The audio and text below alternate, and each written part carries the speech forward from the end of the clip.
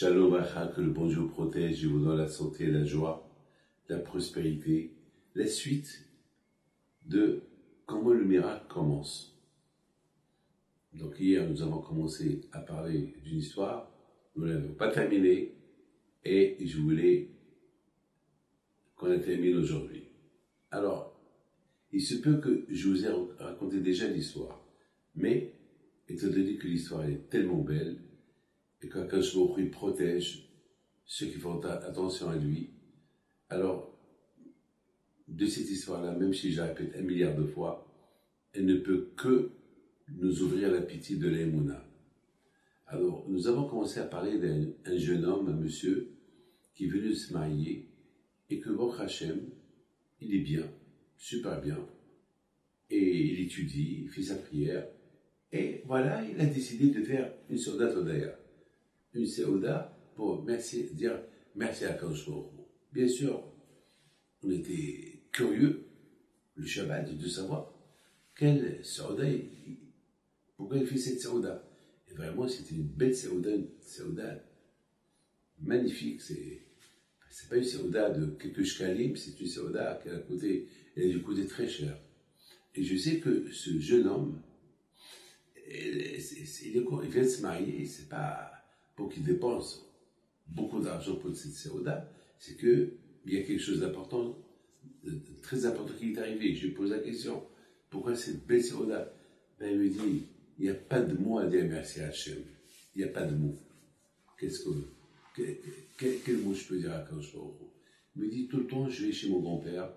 Vous savez, Rabbi David, je me suis marié, et vous étiez à mon mariage, et Baruch Hashem, le bon Dieu m'a donné un enfant, et Baruch Hashem,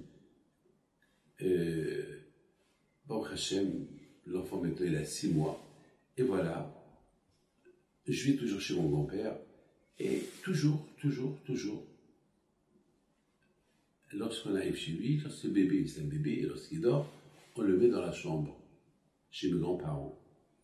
Et soudainement, j'ai décidé de prendre le bébé, de jouer avec lui, alors qu'il dormait.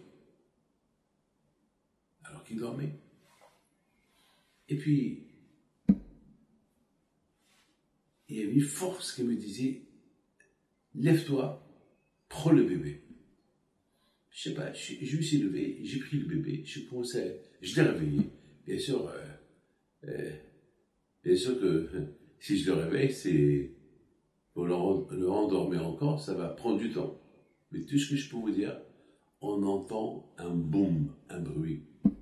L'armoire, elle est tombée sur le lit, où il y avait le bébé.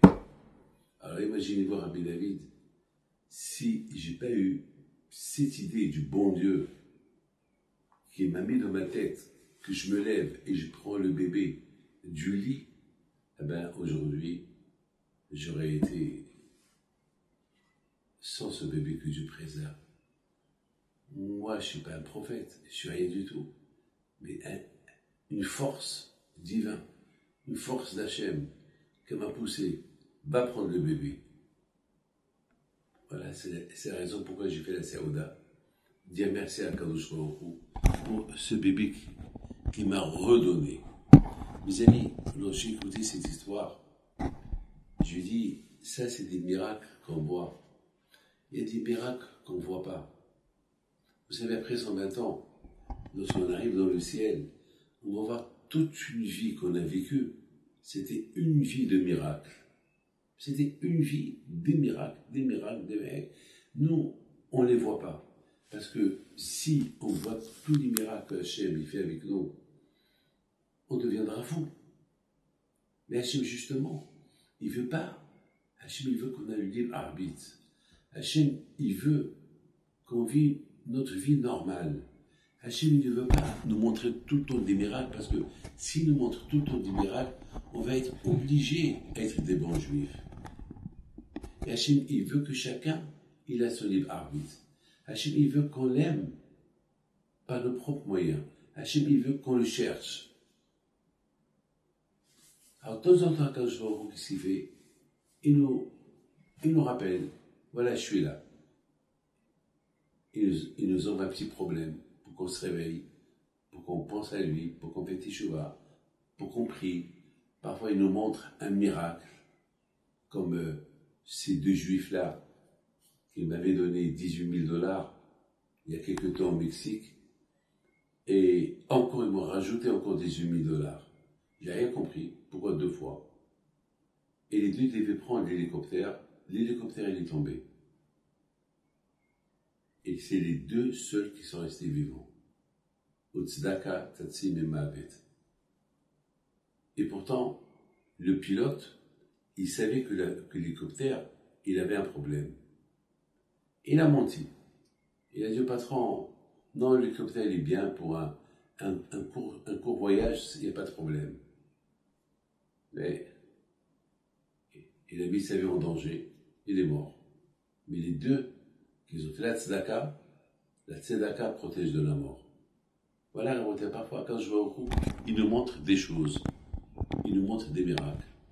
Et parfois, il y a des miracles sans qu'on les voit. Et après, on va les découvrir. Que le bon Dieu vous protège, qu'il vous donne la santé. Bracha, betzlaha, amen, kiratzon.